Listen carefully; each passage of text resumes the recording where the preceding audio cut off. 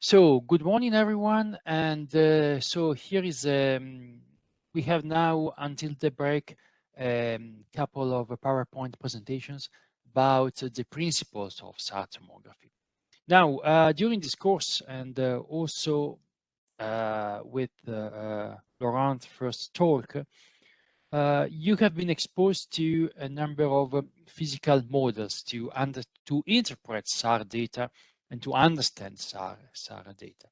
So with this two presentations, the idea is to tell you about the principles of SAR tomography, so as to introduce you to a slightly different paradigm, meaning that we will not touch physical models. So we will not touch so much physics, but rather signal processing. And because with tomography, the main idea is that you want to see tomographic survey, so basically a collection of SAR flights, as a three-dimensional imaging tool. So the paradigm is that you just want to form a three-dimensional image of what you are looking at, like a forest or ice, sand, snow, whatever. And so as not to interpret your data according to some physical models, but at least as a first analysis, by directly looking at how the data looks like. Then, of course, for completing a sound scientific analysis, what you want to do is to interpret these three-dimensional results with a physical model. But let's say the main idea of SAR tomography is that it can provide you with a tool also to assess the validity of your model. So now I can start right now. This is just a very brief introduction, just to mention that someone says that we are living in the golden age of synthetic aperture radars. And of course, I strongly agree with that, because we have more and more spaceborne SAR sensors. And indeed, there is a reason why spaceborne SAR are so popular. Basically, the main idea is that you can fly a radar along a satellite platform, and then with a lot of digital signal processing, you end up with a high resolution map of a very large area of the Earth surface. And SAR, of course, is not just producing a fancy image, but it can actually produce a number of products. So it can do topographic mapping, land mapping, change detection, deformation monitoring. So let's say that there are very strong reasons why synthetic aperture radars are so important in space. But of course, there is more to it. And this extra feature of SAR is penetration, because especially at longer wavelength, the radar signal can penetrate into natural media, like it is the case of forests, snow, ice, similar. So we have a sensitivity to the three-dimensional structure of the forest. And this is what Ran was also explaining more in details with physical models. But to cut it short, we can say that when you look at the SAR image, you always have to remember that any single SAR pixel is actually a mixture of different scattering mechanisms that take place at a different height. And this picture here is trying to represent this idea. So this bluish balloon is represent what we call the resolution cell, which means the physical region of space to which any single SAR pixel is sensitive. So for example, in a SAR image, you see a contribution of the ground, of the under canopy, of the mid canopy, of the top of the canopy, and so on.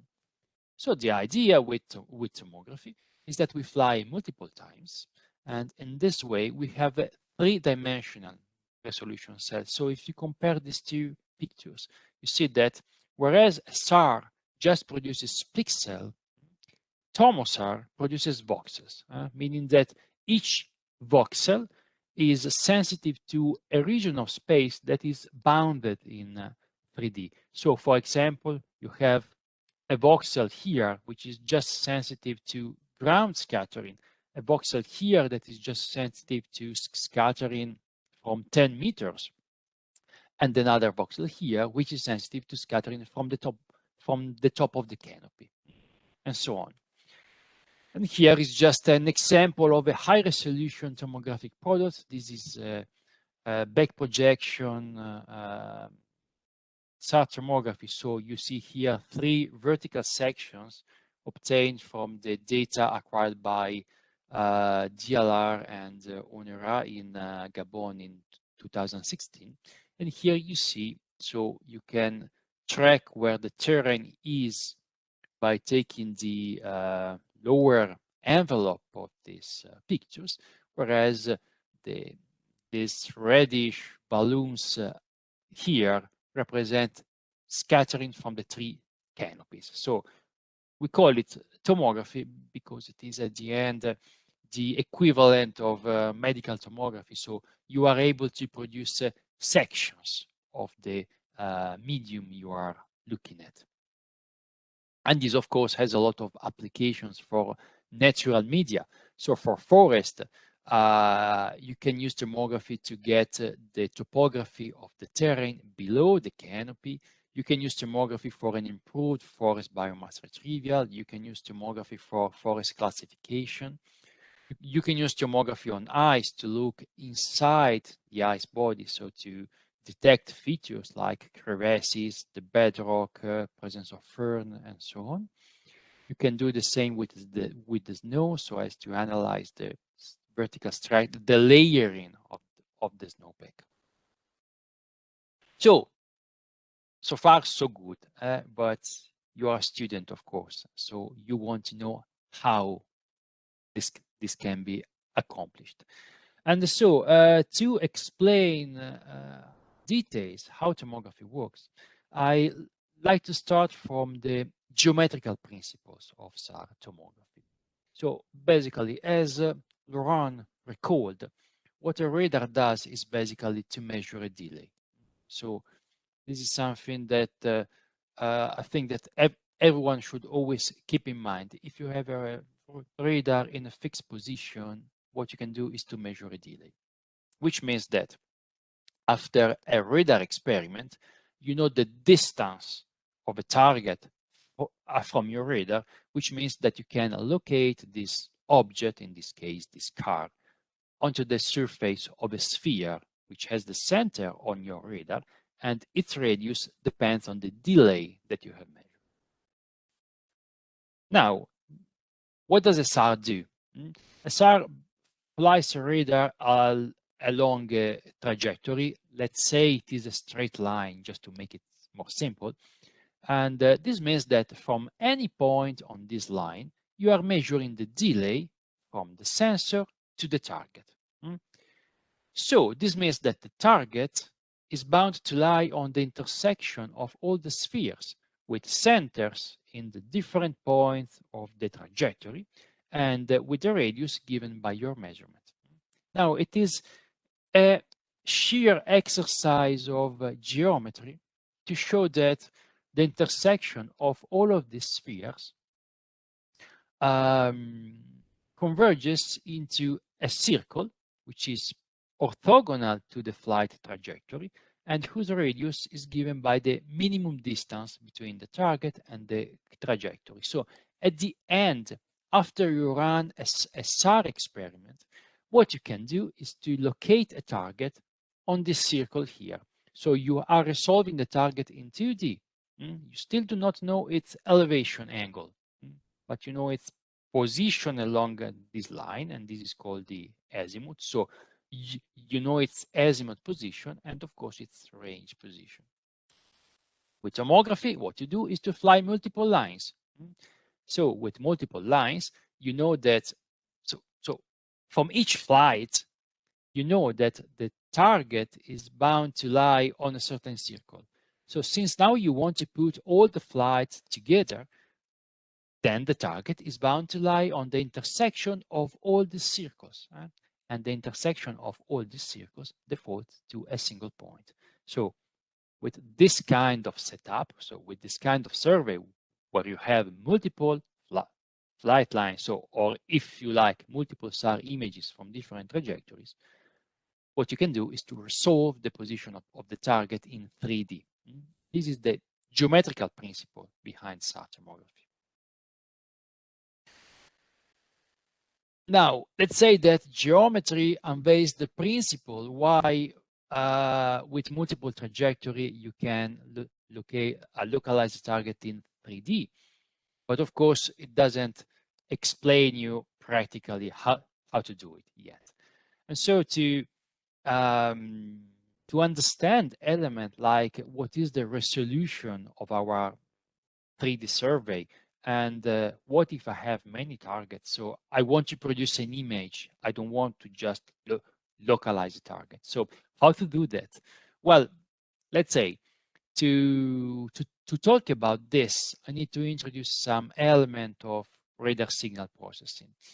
Now, let's say that I will have to introduce some elements that are familiar to any electronic or telecommunication engineer, are surely familiar to physicists, may not be so familiar with students with a different background, but let's say I swear that you do not have to be an electronic engineer or a physicist to understand a radar.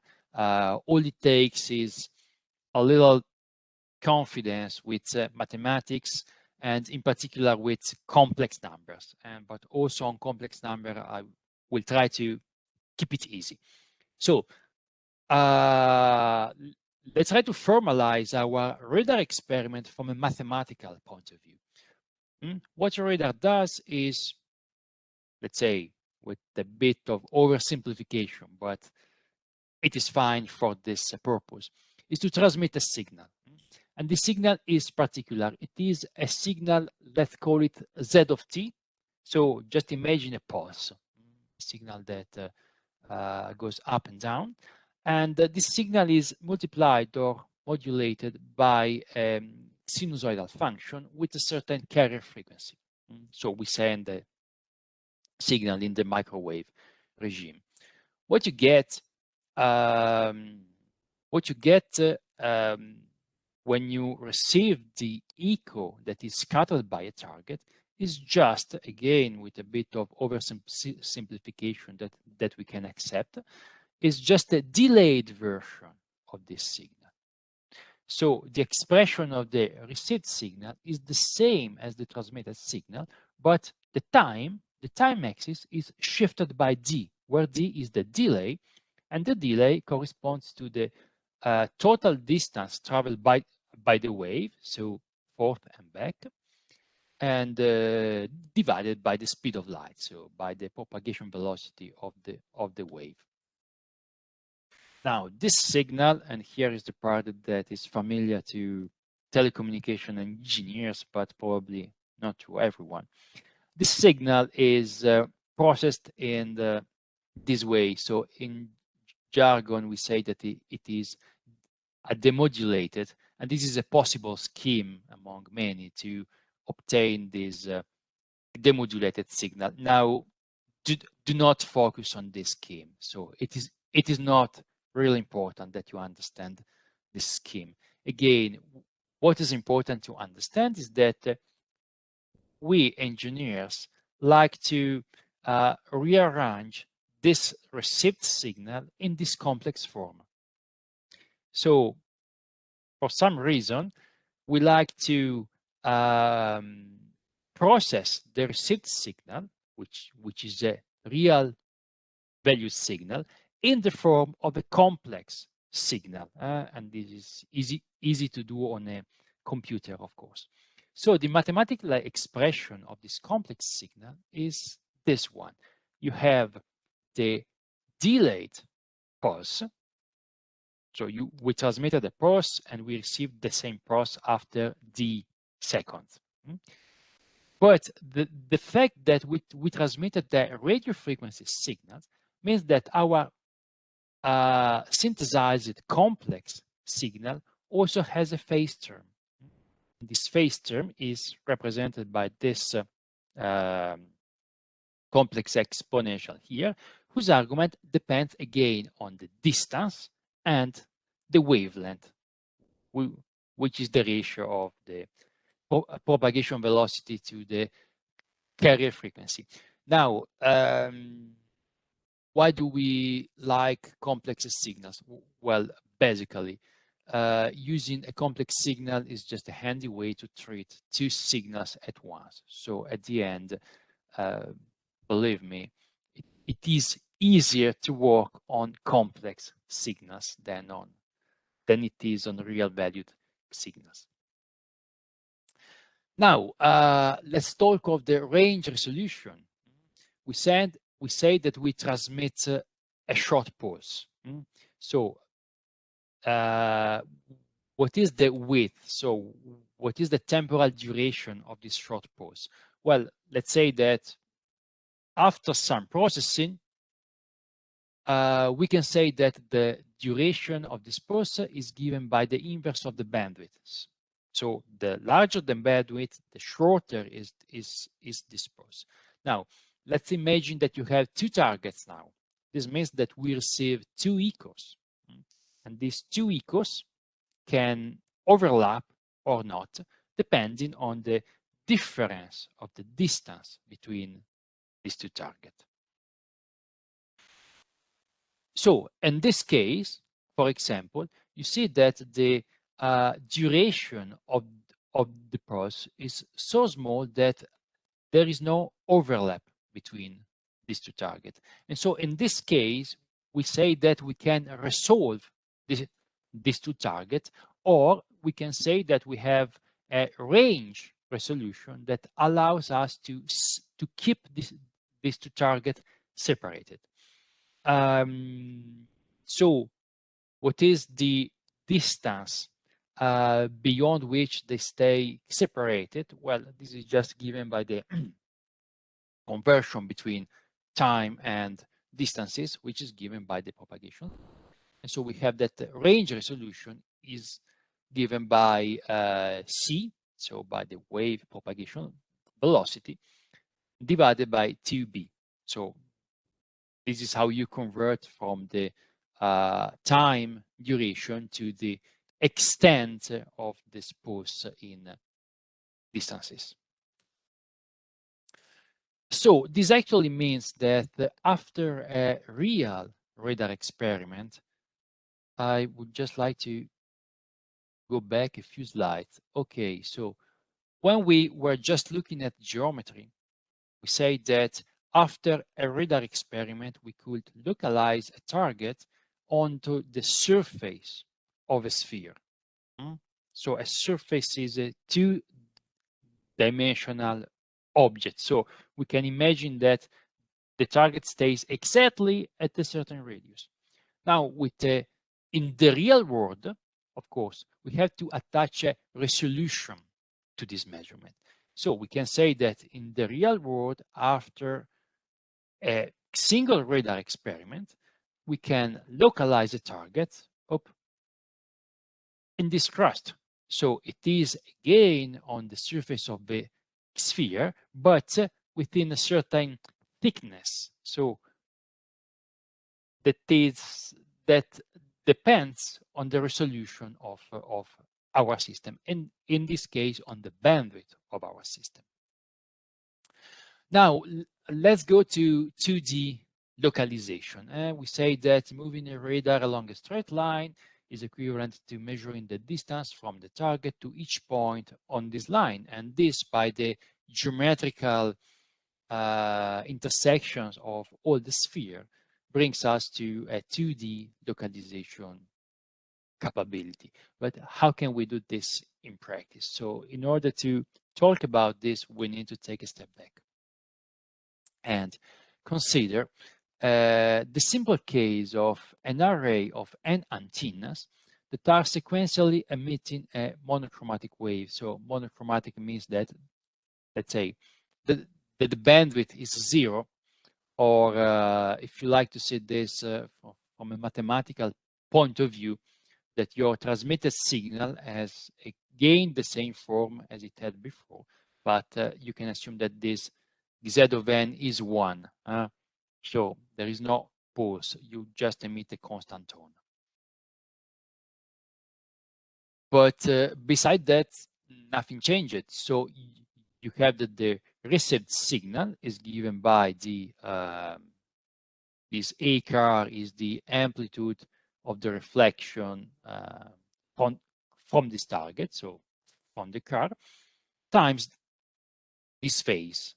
And again, this is the most important term here. We can attach a coordinate system, so we can express this distance in a Cartesian frame. And now, after we do that, it is easy to convert this to a more simple expression by linearizing the expression of the distance about the center of this array. So we can approximate the distance, so the distance is a square root, as always, but we can approximate this to a constant term, that is the distance of the car from the center of this array, plus another term that is proportional to the offset of any antenna with respect to the central position, multiplied by the sine of the squint angle, or by the sine of the angle under which the car is seen with respect to the bore side of the array. So in practice, what we are doing from a physical point of view, we are approximating a spherical wavefront to a planar wavefront. So this is what people say when they talk about the plane wave approximation. And basically, under this approximation, we can express the received signal in this way, where you can see this term here. This term here is telling us that the phase of any antenna is linearly increasing with the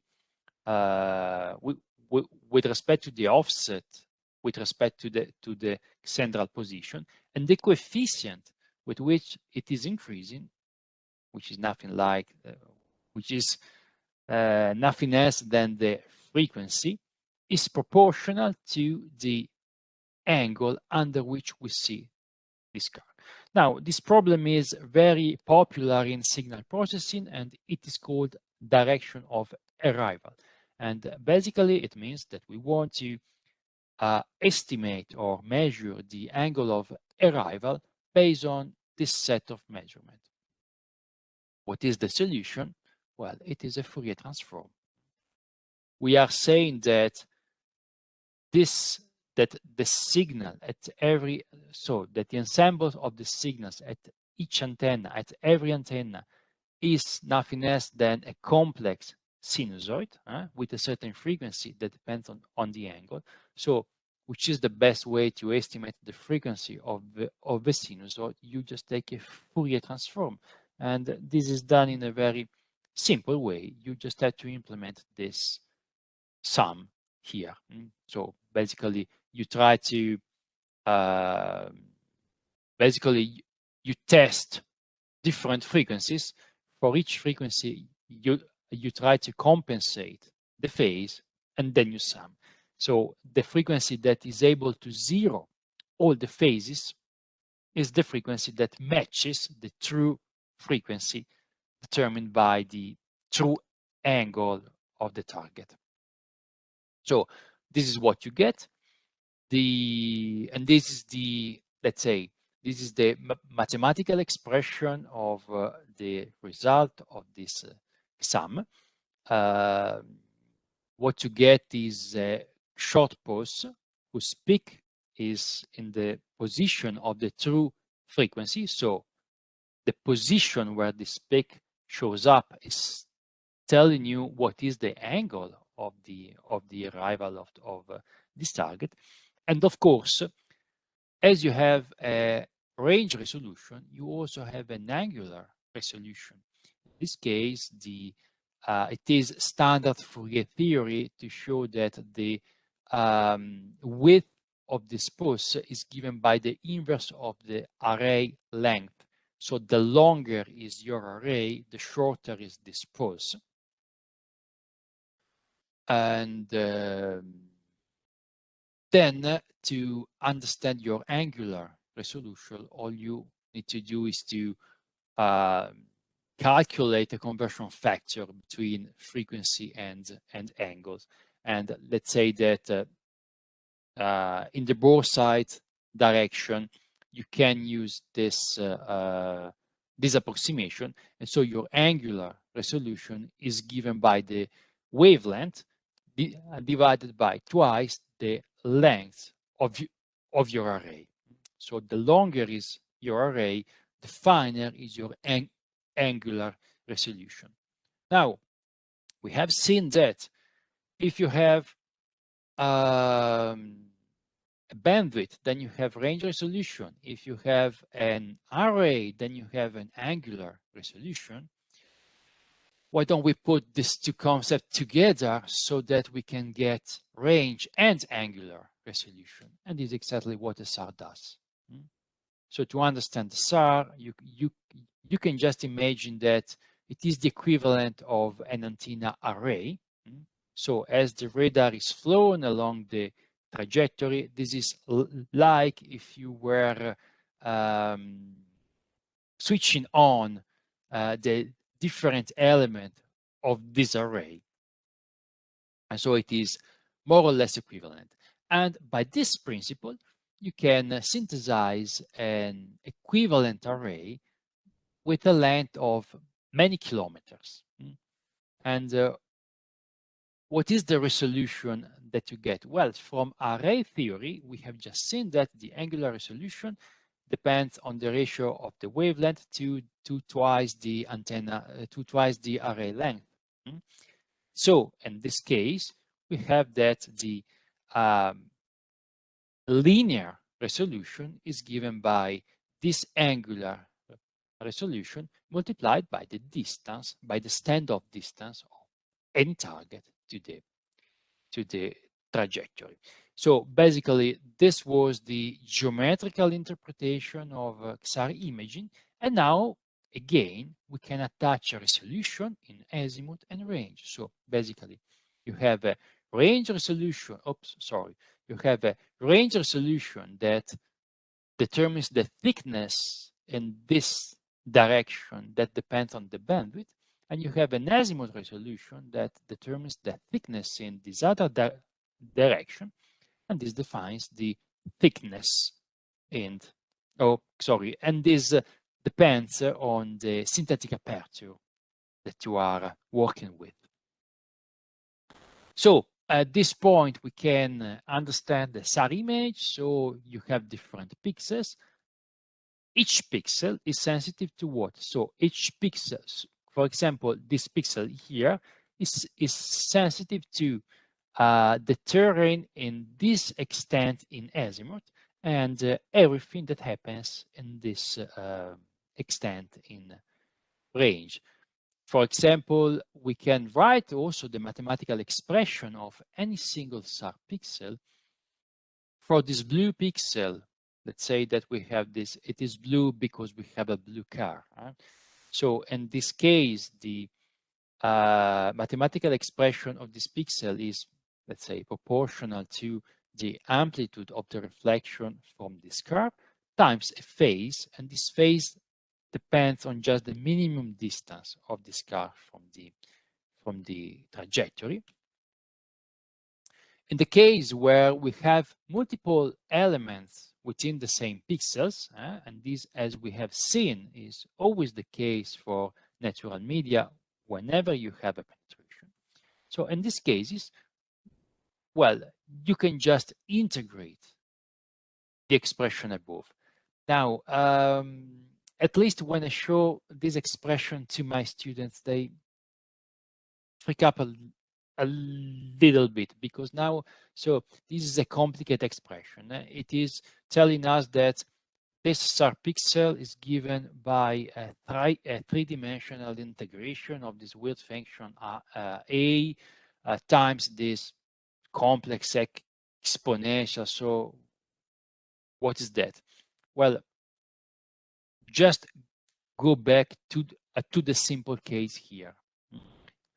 In the case where we have a single target, we can say that the SAR pixel is given by an amplitude which is proportional to the amplitude of the reflection by this target. So this ACAR is telling us about the strength of the wave that gets back to the radar. And then you have this phase term, which is nothing else than the a phase term that is proportional to the delay again. So you see that this phase term is proportional to the distance of the target from the trajectory, and in this case, which distance? The minimum distance. So it is this. I can go.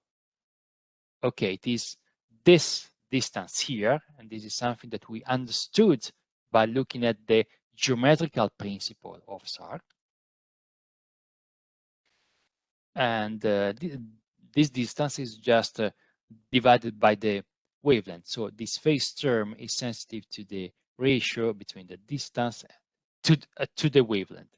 Now, when we pass from a single target to a multitude of targets, this expression still holds, but we have to integrate. So we have to sum the equals from all the targets. So we are just integrating over all the targets in this resolution cell. So this integration is extended in this azimuth extend here, and this range extends here. And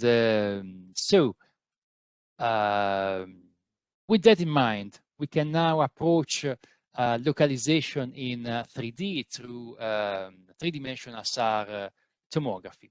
So basically, we say that when we fly a radar along multiple lines, what we do is that we measure the distance from the target to multiple lines. Now that we have seen some array processing, you can understand that when we have multiple trajectories, it means that at each azimuth position, so at each fixed position, you can imagine that you have an array, not just along the trajectory, but in this other direction as well. So this means that using this other array, you can achieve a resolution in this direction. So you can resolve the target because they are at different elevation angles now. And with this colorful picture, this is the concept I'm trying to represent.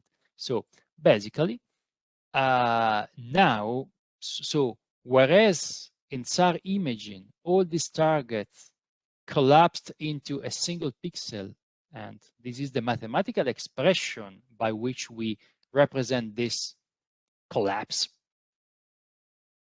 With SAR tomography, we are, let's say, opening up the SAR pixel, and we are retrieving the signal from any single elevation angle.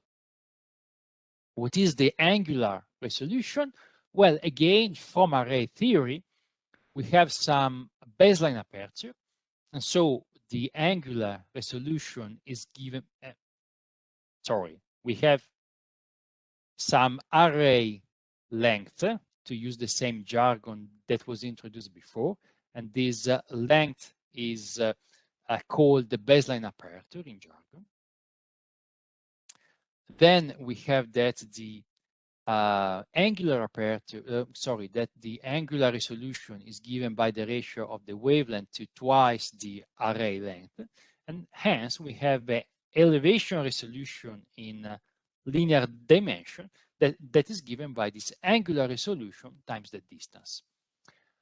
So all in all, we can say that the resolution of a three-dimensional SAR survey, so where you have multiple trajectory, is given by pulse bandwidth in the slant range direction, by the synthetic aperture length in the azimuth direction, and by the baseline aperture in the cross range direction. And this is basically the extent that is represented by any of these bluish balloons here. And so I think that we have already described this generation of boxes, and I would say that this is it for this part. Now I think that I am just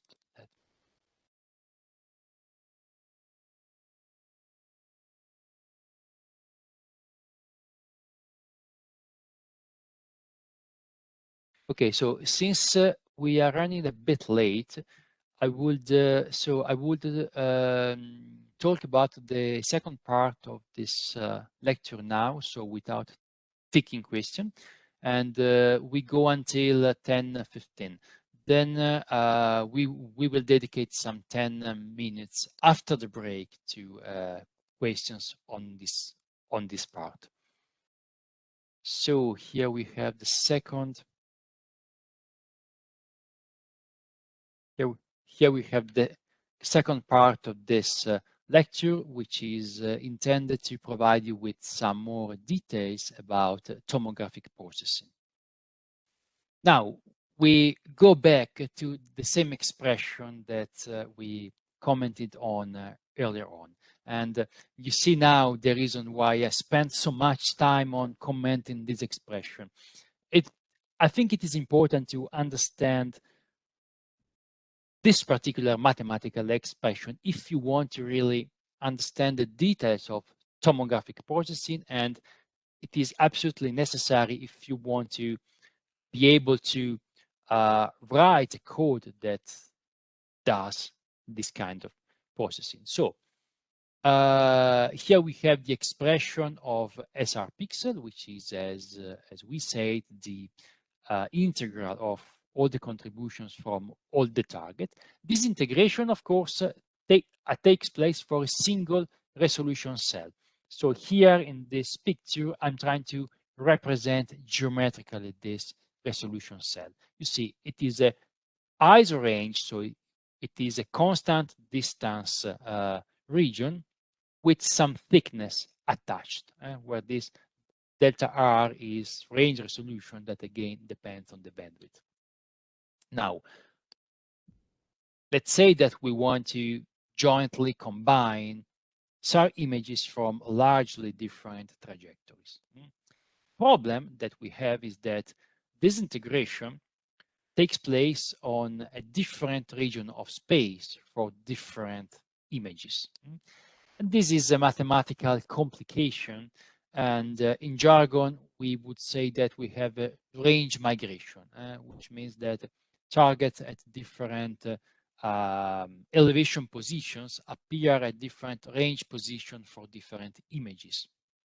This is a sophisticated expression to say that, for example, this 1-3 falls in the same resolution cell as this other one for the black satellite, but it falls in a different resolution cell for the red and the green satellite. This is not a problem per se. You can fix this with the proper processing, but we don't want to discuss this kind of processing today. So we will just assume that range migration is negligible, which means that we assume all the trajectories to be close to one another, so that we can assume that there is just a single region of space where this integration takes place. Now, what we want to do is, exactly in the case of the array of the direction of arrival problem, what we want to do is to linearize the expression of the distances in order to write this mathematical model in more simple terms. So let's say that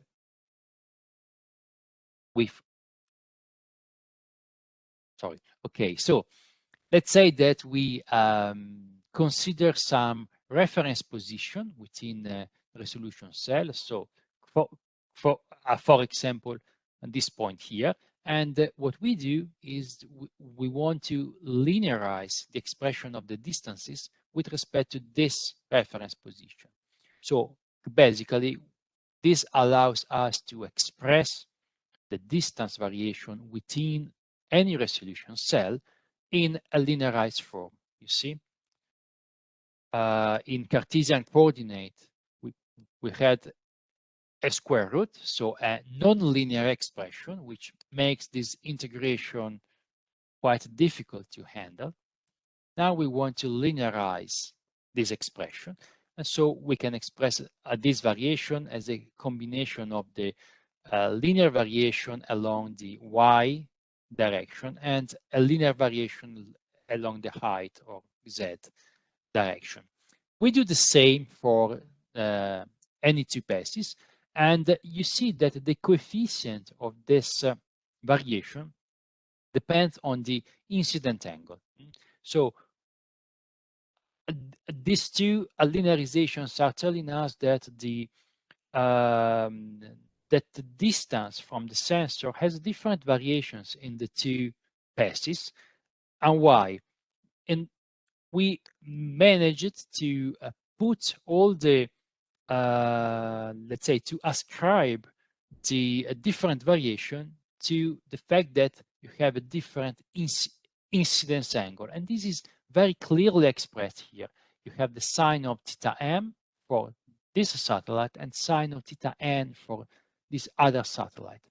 Now, if we take the difference between these two expressions, then we can express the difference of the variations in the two satellites in this form, where you see what matters is the difference of incident angles. And we can also attach a geometrical meaning here. So this term here is geometrically determined by this expression. And this expression is nothing else than the difference of incidence angle multiplied by the displacement in elevation of any target from the reference target. All in all, and I should mention that in the SAR jargon, this is called the normal baseline. So the difference of incident angle between times the distance is called the baseline in the interferometric jargon. So all in all, we can now express the SAR pixel through this equation. And you see the power of mathematics here. So before, we had a generic expression that would just tell us that SR pixel is the combination of the echoes by different targets. Now, what we have is a precise interpretation of different term. This first term here is common to all images. And so we can just, let's say, solve this integral and factor it out. So we can imagine that we solve this integral with respect to r and x, and then we can express the SAR pixel in this way, where this integration is no longer in 3D, but it is a one-dimensional integration that only depends on the elevation coordinate. So this term is just a phase offset that we can remove if we know the acquisition geometry. And this term here, this S, which is the result of the integration of all the scattering amplitude times this phase term in 2D, so in X and R, this term S is nothing else than the projection of all the targets in the direction of elevation. Now, what is a projection? just imagine that you have a volume, and in this case, we are imagining that we compress this volume in two directions. So it's, let's say, first in range like this, and then in azimuth like that. So what we end up with is a single line, basically. And the single line is exactly the elevation or cross range direction. So this term S here represent this projection. So again, just imagine that you take whatever stays inside a SAR pixel and you squeeze it twice. So you end up with all these targets compressed, or we should say projected, onto the elevation, onto a single direction, which is elevation. And this is exactly what you see here. So I hope that my drawing is clear enough to convey this, principle. The scattering from the terrain is here represented by this yellow pulse here. And here you have the scattering from the canopy. So with this in mind, we can finally formulate the SAR tomography let's say, in a form that also allows us to solve for it. So we can say that each focused pixel, so each pixel in a SAR image can be obtained as the Fourier transform of the projection of the scene reflectivity along the cross-range coordinate. And why? Because we say that this term here is just a constant phase term, and we can take it out, assuming that we know topography. And what we end up with is that this we have this projection that we have commented on, and this phase term that just depends, you see, on the elevation position of the target. This is formally a Fourier transform. So we can say that the SAR pixel is nothing else than the Fourier transform of the projection of the scene reflectivity. So earlier on, we say that the SAR pixel is obtained by squeezing the target. Now we can be a bit more precise and say that the SAR signal is actually the Fourier transform of the target after having been projected onto elevation. Now, where is the dependence on the trajectory here? Is here in Bn. So Bn is the normal baseline, which is again the, let me see if I have it here, drawing here, okay, here. So this Bn is the distance in this direction between the two sensors or the N sensors. And so basically you can see that each SAR image, so the same pixel in different SAR, so the pixel in each SAR image is capturing a different component of this Fourier transform. So just imagine that you have a number of SAR images, then take a pixel out of each of these images. I'm sorry, just a sec.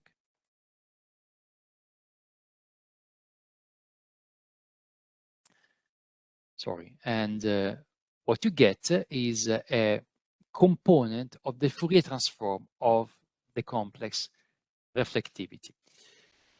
So how can you, so the question is, how can you retrieve then this projection? Well, this is what tomography is about at the end. So what you want to do now is to retrieve this projection.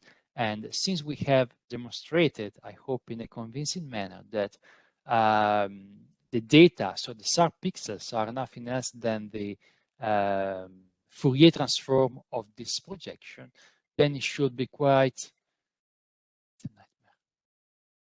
sorry again, then we can say that we can retrieve this projection simply by taking the inverse Fourier transform of the data.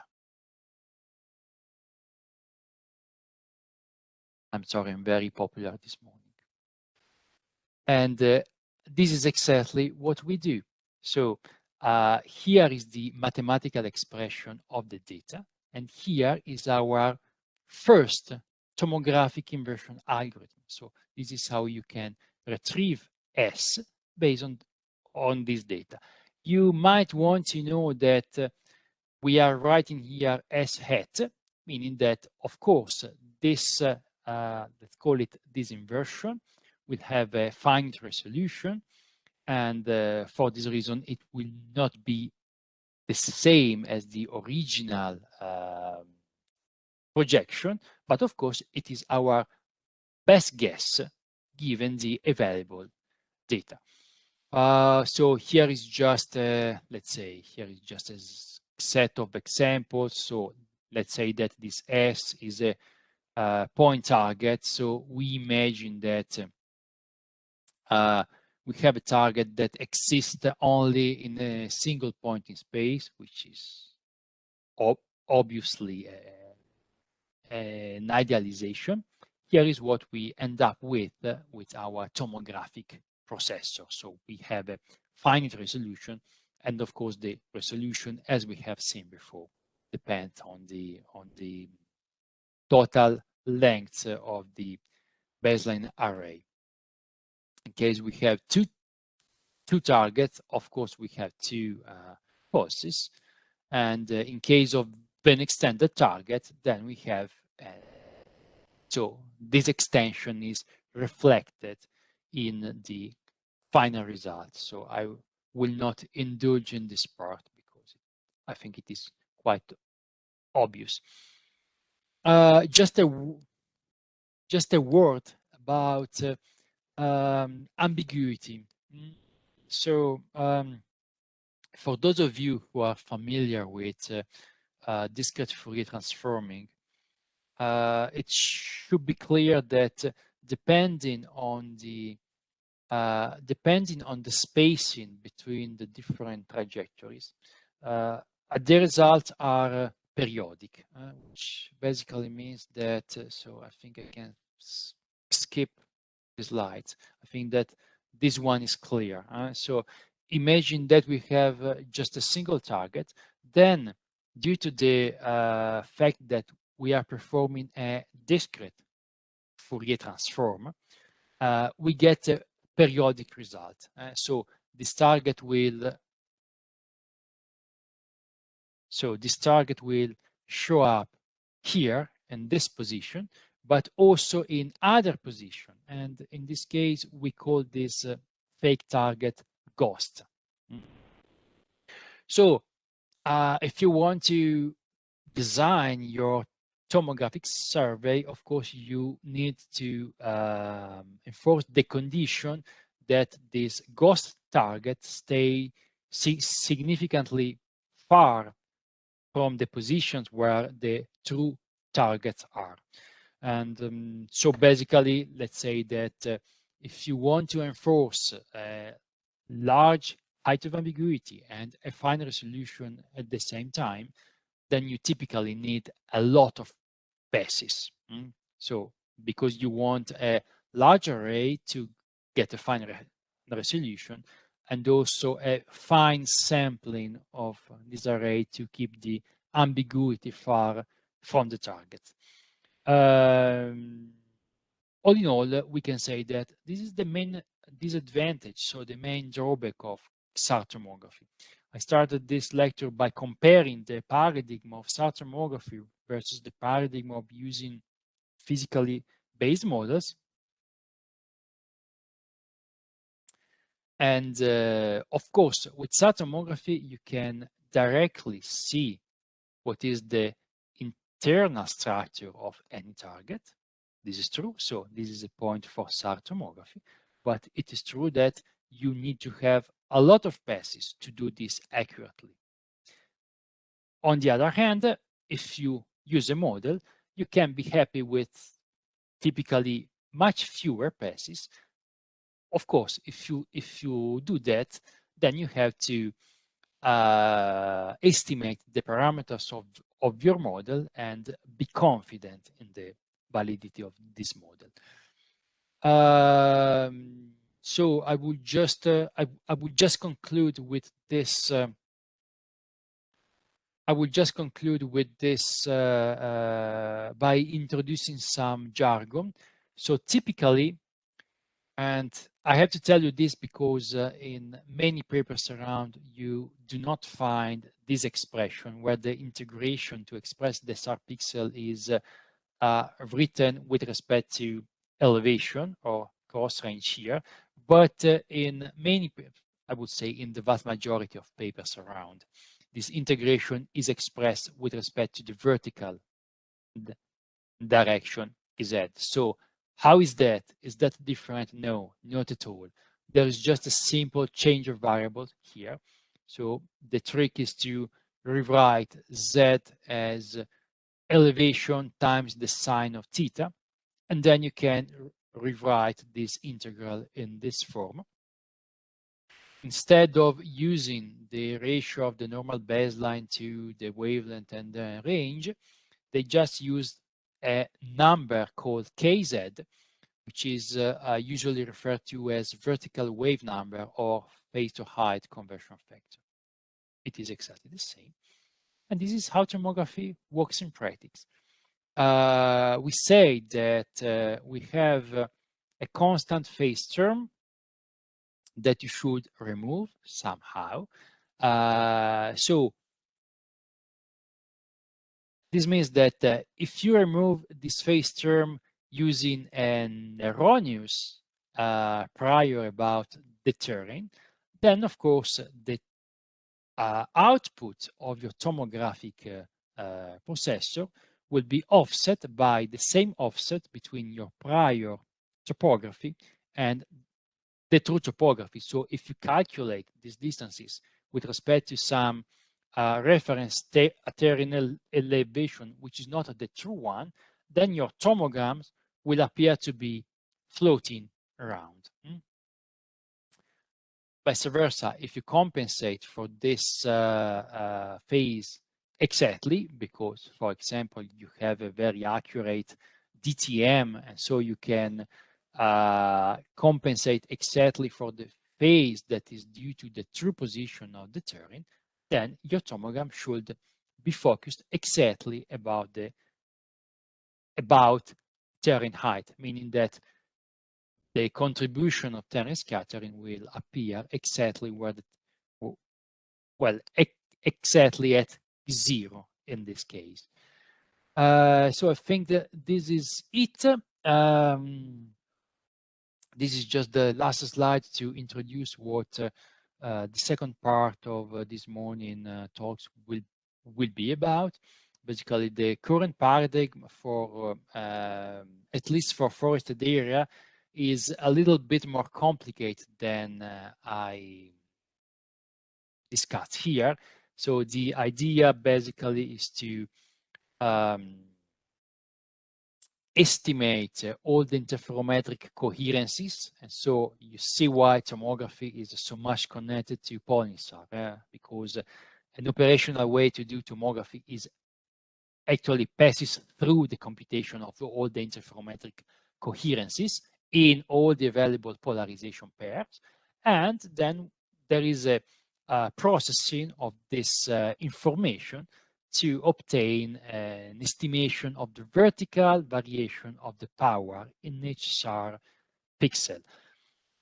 Why do people do that? Well, let's say typically these methods are used to provide super resolution, where by super I mean finer vertical resolution than predicted by our linearized theory. This can provide you with a better rejection of side lobes and in some cases rejection of ambiguous targets. So you can, let's say, be less concerned about ghost target since you are using a clever processing method. So it's 10:15, so I think that at this point we all want a coffee. So we will meet after the coffee breaks, and all the questions will be very much welcome. And this is it. See you later.